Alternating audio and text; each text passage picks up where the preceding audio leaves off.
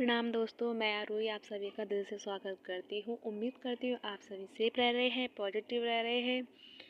और दोस्तों आज मैं आप सबको अपना जो मैं इनर वर्क किया है, करते आई हूँ, वो सब बताना चाहूँगी। और आप सबके कमेंट भी थे कि इनर वर्क के बारे में आपको जानना है, तो मैं उसी के पर्पज़ से ये वीडियो लेके आई हूँ।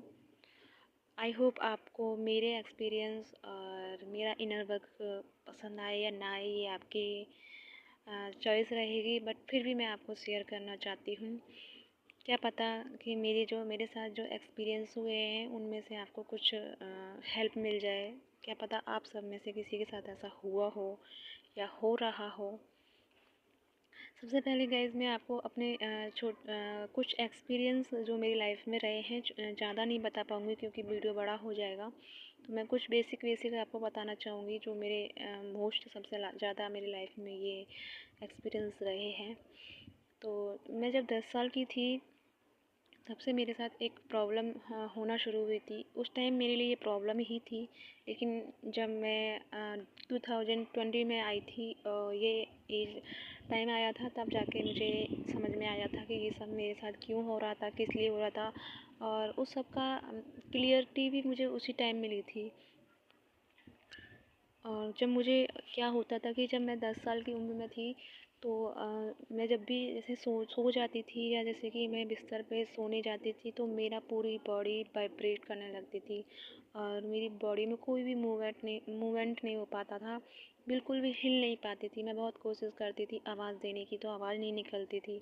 हाथ पाँव हिलाने की कि मैं अपनी माँ को जगा दूँ, या मेरे पास कोई होता था उसे इशारा करके बुलाऊँ कि मेरे साथ ये क्या हो रहा है, मुझे प्लीज़ कोई जगा दो। मैं ऐसा बोलती थी कि कोई मुझे जगा दो, लेकिन ना तो मेरी आवाज़ बाहर आती थी और ना मेरी बॉडी कोई रिएक्ट करती थी।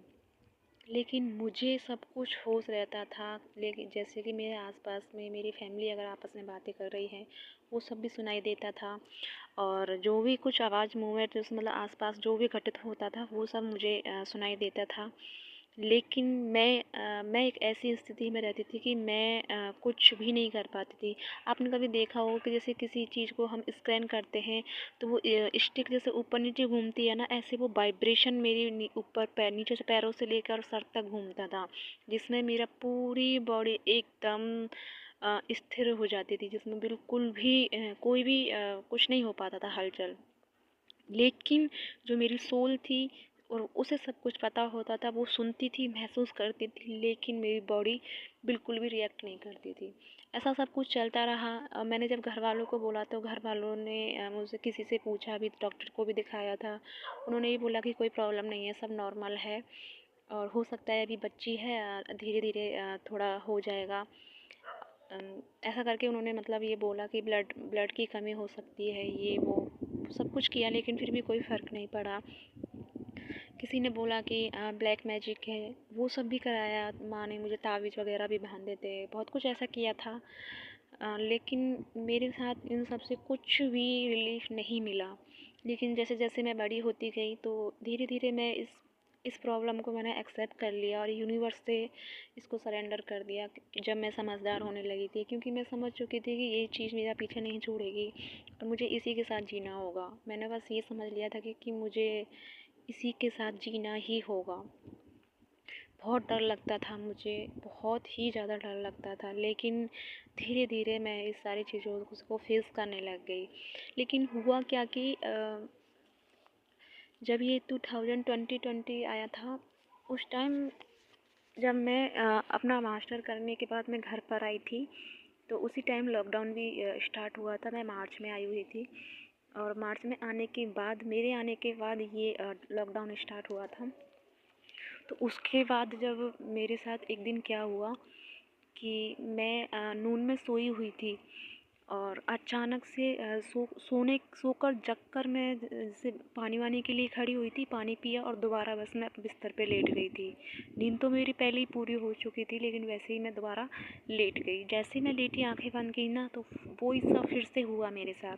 लेकिन इस बार जो हुआ मेरे साथ वो सब बिल्कुल ही अलग था। वो ये था कि मेरी पूरी बॉडी वाइब्रेशन कर रही थी और मेरी सिस्टर आई हुई थी उन दिनों, और माँ और सिस्टर बातें कर रही थी, मैं उनकी आवाज़ सुन रही थी, उनके बच्चे भी खेल रहे थे, उनकी भी आवाज़ सुन रही थी। लेकिन मैं कुछ ना तो बोल पा रही थी और ना अपनी बॉडी से कोई मूवमेंट कर पा रही थी। लेकिन उस टाइम मैंने क्या देखा कि मेरी जो थर्ड आई है उस पर मैंने देखा जैसे कि मेरे सामने एक पिक्चर चल रही हो। पिक्चर मतलब कि मैंने अपने आप को तीन तीन रूपों में देखा, नहीं 2 रूपों में देखा था, 3 में नहीं 2 में देखा था। तो सबसे पहले मैं एक इंग्लिश गर्ल थी, जैसे कि इंग्लिश कल्चर की लड़कियां होती है ना, उस टाइप की एक लड़की थी। करीब मैं 10-15 साल की थी उसमें, 10-11 साल की समथिंग थी। और मेरे साथ एक बॉय था, वो कौन था मैं नहीं जानती, मैं आज भी नहीं जानती उसे वो कौन है, लेकिन वो था मेरे साथ। और कुछ लड़कियां मेरा और उसका पीछा कर रही थी। तो वो मुझे उन सब से बचाते हुआ भाग रहे थे, और भाग भी हम ऐसे रहे थे, एक इतनी लंबी सुरंग थी कि हम उसमें से निकलने की कोशिश कर रहे थे। लेकिन अचानक से हमें बाहर रोशनी दिखाई दी और उस रोशनी में हम जाकर के एक सीढ़ियों पे जाके बैठ गए। लेकिन इतना सब यहाँ देखने के बाद फिर मैंने दूसरा अपने आप को देखा, दूसरा मतलब अपने आप को दूसरे रूप में देखा। तब मैं एक इंडियन लड़की थी, और उस टाइम मैं 15-16 साल की लड़की थी, एक लंबी, काफ़ी ठीक ठाक थी। और उसमें मैंने देखा कि एक औरत थी, काफ़ी हेल्दी थी, बड़ी थी, और उसके जो थर्ड आई है उस पर इतना गोल गोल रेड कलर का बिंदी लगी हुई थी, और बड़ी थी काफ़ी, बड़ी बिंदी जो थी ना वो काफ़ी बड़ी थी। और वो मुझे ये बोल रही थी कि तुम्हारा आज्ञा चक्र खुलने वाला है। तो मैं उस लेडीज़ को बोल रही थी कि मुझे नहीं खोलना कोई आज्ञा चक्र, और प्लीज़ तुम जाओ, कौन हो, मैं यहाँ क्या कर रही हूँ। मैं उससे ऐसे बातें कर रही थी। और उसी टाइम जब मैं उससे बातें कर रही थी तो मेरे कानों में इतनी भयंकर चीखें आ रही थी लोगों की। लोग मुझे ये बोल रहे थे कि हमारी मदद करो, प्लीज़ हमारी मदद करो। मुझे ऐसी चीखें सुनाई दे रही थी। और उसी टाइम उस लेडीज़ को इतना गुस्सा आया जब मैंने उनको मना किया कि मुझे कोई थर्ड आई मतलब आज्ञा चक्र नहीं खोलना। मुझे यही शब्द बोला था कि आज्ञा चक्र, थर्ड आई नहीं बोला, ये बोला था कि आज्ञा चक्र खुलने वाला है। तो उन्होंने मुझे ना गुस्से में आकर एक ज़ोर से फेंका, और मैं बहुत पहाड़ पे थी, तो पहाड़ से नीचे गिरने वाली थी। तब भी एक लड़का आया था, मेरी ही एज का था, जिस एज में मैं थी, 15-16 साल की एज में।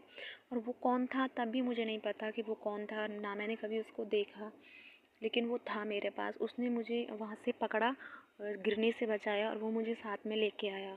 दोनों अपना एक हाथ मेरे हाथ से पकड़ के कंधे से रख के वो मुझे लेके आया, और मैं आसमान की तरफ देखकर बोल रही थी कि थैंक यू यूनिवर्स, तुमने मुझे बचा लिया। ये सब एकदम से ख़त्म हुआ और मुझे लोगों की चीखें सुनाई दे रही थी। ये करीब 15-20 मिनट तक मेरे साथ रहा।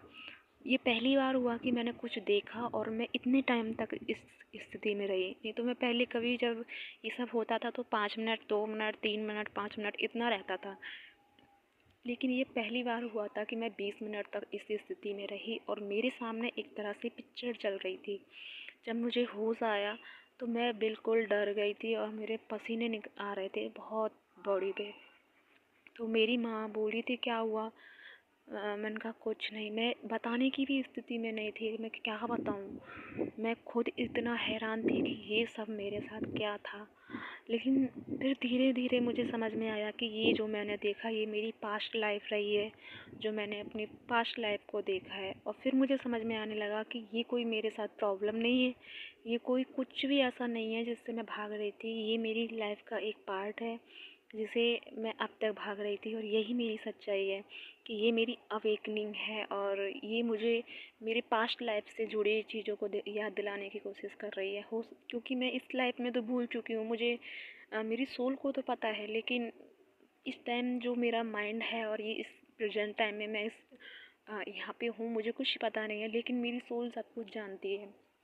ये फैक्ट बात है कि हमारी सोल सब कुछ जानती है। तो वो सोल और वो मेरे को ये सारी चीज़ें याद दिलाने की कोशिश की जा रही थी।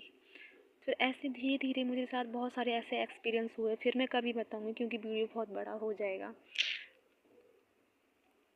तो ऐसे एक्सपीरियंस रहे। तो मैं क्या करती थी कि मैं मेडिटेट तो नहीं करती थी, मैं सच बता रही हूँ। तो गैस मैंने मेडिटेट तो कभी नहीं किया, लेकिन हाँ 2020 में मैंने स्टार्ट किया था मेडिटेट करना मैं करती थी, लेकिन मैं सबसे ज़्यादा क्या करती थी कि प्रेजेंट मोमेंट में रहती थी। मैं कभी ना तो आगे का सोचती थी ना पीछे का, बस जिस काम में होती थी उसी काम में मैं मन लगाकर काम करती थी। वो भी मेरा एक तरह से ध्यान ही होता था, क्योंकि अपने आप को प्रेजेंट मोमेंट में रखना बहुत डिफ़िकल्ट होता है, क्योंकि हम सबसे ज़्यादा सोचते ही रहते हैं और सोचने में ही अपनी एनर्जी को वेस्ट कर देते हैं, और उन्हीं सोचते सोचते हम कभी खुश हो जाते हैं तो कभी दुखी हो जाते हैं।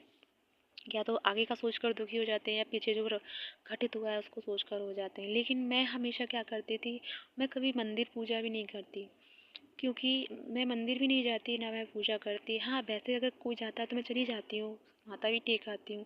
लेकिन मैं सबसे ज़्यादा अगर मैं शिव जी की आराधना अगर मैंने की है तो मैं ऐसे करती हूँ कि मैं डांस करती हूँ, और उस डांस में मैं सिर्फ यूनिवर्स को मिस करती हूँ। और जब मैं डांस करती हूँ तो बिल्कुल खो जाती हूँ, और जब मैं खो जाती हूँ तो मेरे आँखों से आंसू निकलते हैं, और वो आंसू खुशी के होते हैं। ऐसा फील होता है कि मैं यूनिवर्स के बहुत करीब हूँ। मेरी रोम रोम से ऐसा निकलता है कि जैसे कि पता नहीं क्या निकल रहा है, मेरा मेरा पूरा रोम रोम खिल जाता है। तो मैं अपना इनर वर्क ऐसे ही करती हूँ। मैं इतना टाइम नहीं करती मेडिटेट, लेकिन हाँ, सुबह जब मेरी आँख खुलती है 4-5 बजे तब करती हूँ, और नाइट में सोती हूँ तब करती हूँ। ये 2 टाइम तो मैं ज़रूर करती हूँ, लेकिन मैं और नहीं करती। बाकी को मैं अपने आप को प्रेजेंट मोमेंट में रखती हूँ, बिल्कुल आगे पीछे नहीं जाती, क्योंकि यही एक तरह से ध्यान होता है कि हम क्या कर रहे हैं, अपने आप पर ही ध्यान रखना। ये सबसे बड़ी बात होती है, क्योंकि हम अधिकतर उलझे हुए रहते हैं अपनी थिंकिंग में, हर चीज़ में।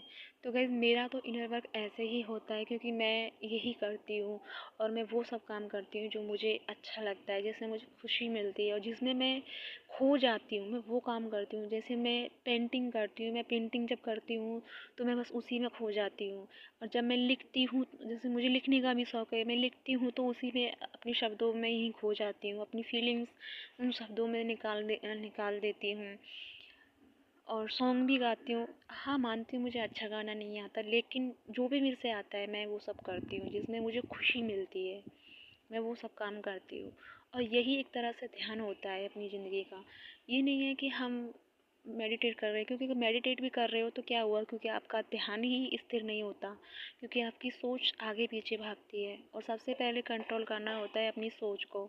जब वही कंट्रोल में नहीं है तो आप कितना भी मेडिटेट कर लो, आप ध्यान को अनुभव नहीं कर पाओगे, एक्सपीरियंस आपको नहीं होंगे।